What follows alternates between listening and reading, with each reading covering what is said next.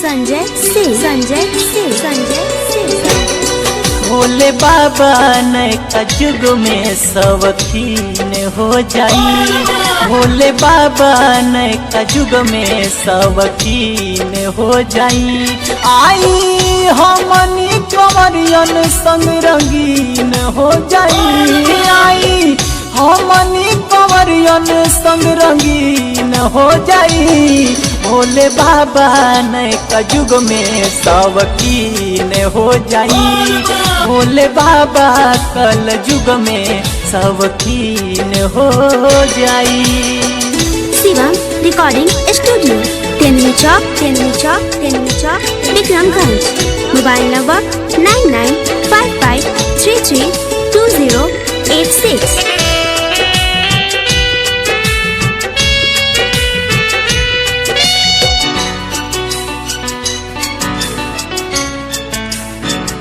मिर्गा के छाल छोड़ी सूट बूट झाड़ी। गर्दन में चैन डाली अजगर उतारी। गर्दन में चैन डाली अजगर। मिर्गा के छाल छोड़ी सूट बूट झाड़ी। गर्दन में चैन डाली अजगर उतारी। हटके सब कस बाबा रउआ भीन हो जाई।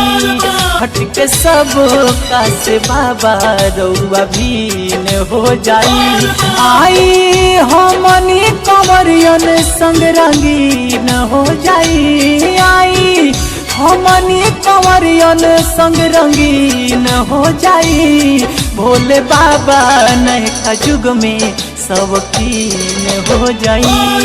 भोले बाबा कल जुग में सवकीन हो जाई।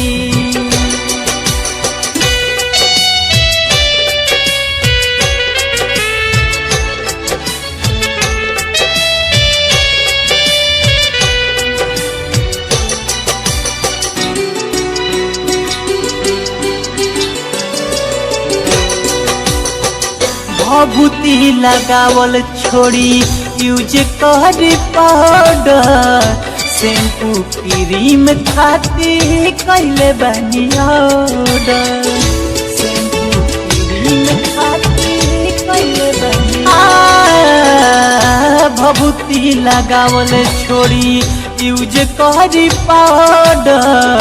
शैम्पू क्रीम खाती कैले बनी ऑर्डर। रउआ फैशन में आई लवलीन हो जाई। रउआ फैशन में आई लवलीन हो जाई। आई हमनी कंवरियन संग रंगीन हो जाई। आई हमनी कंवरियन संग रंगीन हो जाई। भोले बाबा नैका जुग में सवकीन हो जाई। भोले बाबा कल जुग में सवकीन हो जाई।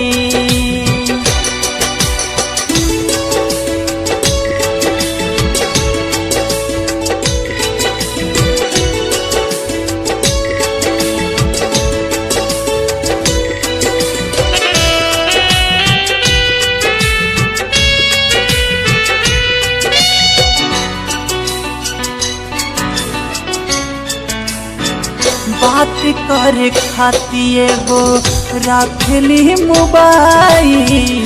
पप्पू पुष्पा कर दीपक बड़े अकुलाई।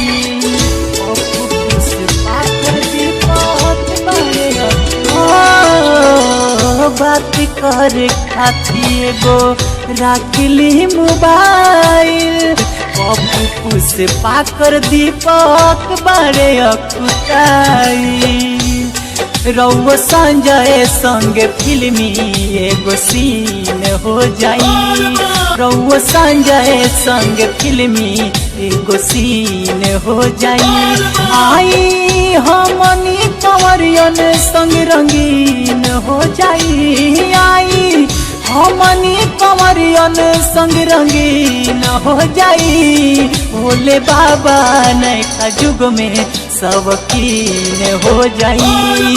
भोले बाबा कल युग में सब कीन हो जाई।